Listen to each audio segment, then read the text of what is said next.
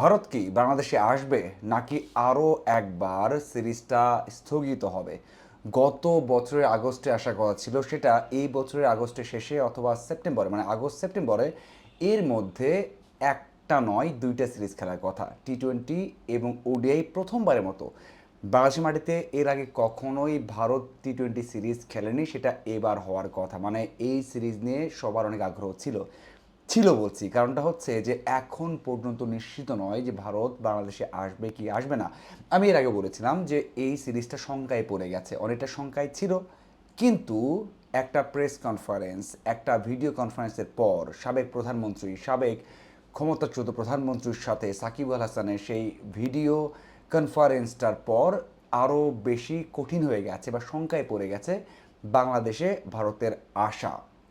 দেখুন, শুধুমাত্র এই ভিডিও কনফারেন্স না, এর আগে থেকেই শঙ্কা ছিল। কারণ আমরা দেখেছি এর আগে যখন বাংলাদেশ দল বিশ্বকাপ খেলতে যায়নি, ওই সময় বাংলাদেশ ভারতের যেই সম্পর্কটা সেটা অবনতি হয়েছে। শুধুমাত্র দুই বোর্ড নয়, দুই দেশের মধ্যেও। গেল 2 বছর দুই দেশের রাজনৈতিক অবস্থা বা দুই দেশের যে সম্পর্কটা, অথবা আমরা যদি বাংলাদেশের মানুষের সাথে ভারতীয় মানুষের যেই সম্পর্ক যতটা অবনতি হয়েছে, যেই রেশারেশি তৈরি হয়েছে, যে আক্ষেপ কষ্ট অথবা ক্ষোভ তৈরি হয়েছে, সেটা কমেছে কি? ধরুন আমরা সবশেষ যে ভিডিও কনফারেন্স অথবা যেই সাকিব আল হাসানের যুক্ত হওয়ার যে বিষয় নিয়ে কথা বলছি সেটা বাদ দেন, তারপরেও কি সেই আগের অবস্থায় কি ফিরেছিল? অথবা একেবারে আগের অবস্থা না হোক, দু দেশের মধ্যে কি শীতল বা ভালো সম্পর্ক তৈরি হয়েছিল? হয়নি। আগে থেকেই শঙ্কায় ছিল। এই জন্য ওই ভিডিও কনফারেন্সের আগেও কিন্তু শঙ্কায় ছিল। বাংলাদেশ ক্রিকেট বোর্ডের চিঠি পাঠিয়েছে, সবশেষ চিঠি, সেখানে সবুজ সংকেত চাওয়া হয়েছে বা সেখানে একটা সবুজ সংকেত আসতো অথবা ফাইনাল সিদ্ধান্ত আসতো, কিন্তু সেটা আরও বেশি শঙ্কায় পড়ে গেছে। এখন কথা হচ্ছে, এই সিরিজটা যদি আয়োজন করা সম্ভব হয়, ভারত দল আসেও, তারপরেও কি আয়োজন করা ঠিক হবে?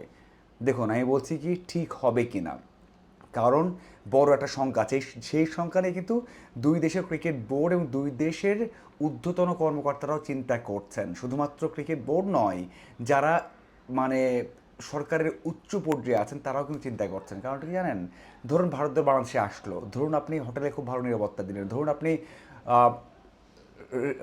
স্টেডিয়ামে স্টেডিয়ামে আপনি খুব বেশি দর্শক নিলেন না, কারণ এমন সিরিজে যেখানে বিরাট কোহলি, রোহিত শর্মা খেলবেন, যেখানে বাংলাদেশের তারকারা খেলবেন, সেখানে ফুল প্যাকড হওয়ার কথা, সেখানে আপনি হয়তো দর্শকটাও সীমিত করলেন।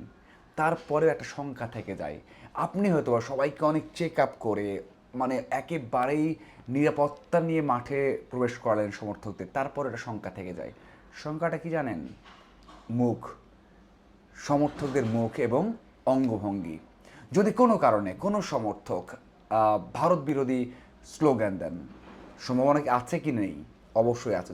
ধরুন দিল, অথবা বিভিন্ন ধরনের স্লোগান যেগুলো আমরা শুনি, মানে ভালো মন্দ মিলিয়ে, যেটা যদি হয়ে যায়, যদি গ্যালারিতে প্রবেশ করার পর সেটা কোনো একটা পক্ষ 10 জন, 20 জন, 30 জন বা 5 জন সেই স্লোগানটা দেন, দেখুন বাংলাদেশের স্লোগানগুলোতে কথাগুলো তো বোঝা যায়, সেই শব্দগুলো বোঝা যায়। যদি এমনটা হয় তাহলে কি হবে? তাহলে বাংলাদেশের ক্রিকেট কি ক্ষতিগ্রস্ত হবে না? এই সিরিজটা আপনি ভারত আসলো, নিরাপত্তা দিলেন, মাঠে গেলেন, ম্যাচের দিন যদি এটা হয়, তাহলে এটা হচ্ছে দুই দেশের সবচেয়ে বড় কনসার্ন, সবচেয়ে বড় চিন্তা। দেখুন, আহ, নিরাপত্তা নিয়ে তো শঙ্কা খুব একটা নেই, নিরাপত্তা দেওয়া যাবে, সেটা হবে, নিশ্চিত করা যাবে। কিন্তু এমনটা যদি হয় তাহলে কি হবে? আইসিসিতে কেমন একটা রিপ্লাই আসবে? নিষিদ্ধ হওয়ার সংখ্যাই থাকবে।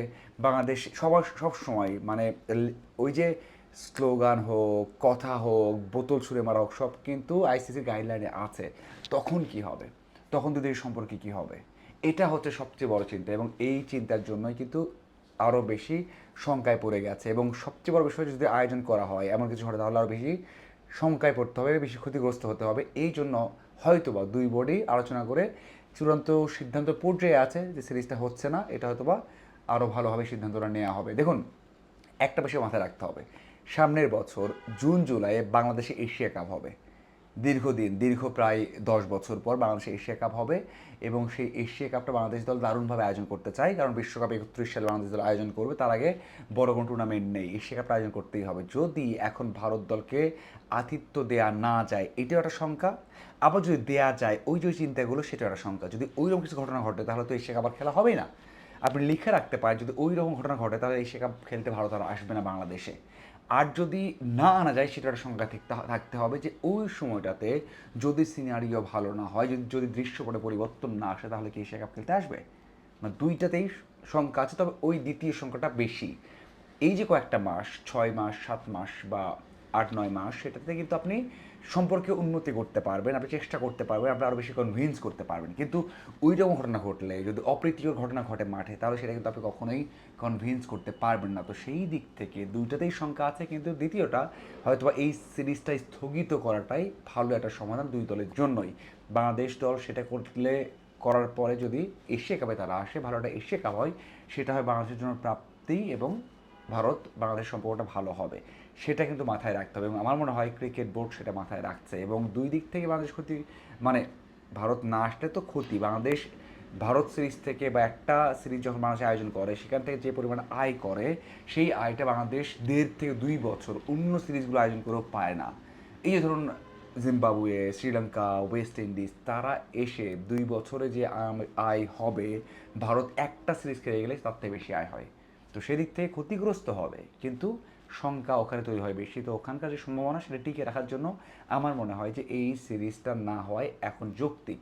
বিভিন্ন দিক থেকে আপনি বাংলাদেশ হোক ভারত হোক, দুই দিক থেকেই কিন্তু দু দেশের মধ্যে একটা অসন্তোষ আছে, দু দেশের মধ্যে একটা কনফিউশন বা একটা কনসার্ন আছে। তো এই সময় যদি কনসার্নের মধ্যে তাড়াহুড়ো করে কিছু করা হয় এবং বড় কিছু হয়ে যায়, সেটা দু দেশের জন্যই কূটনৈতিক সম্পর্কে ক্ষতিগ্রস্ত হবে।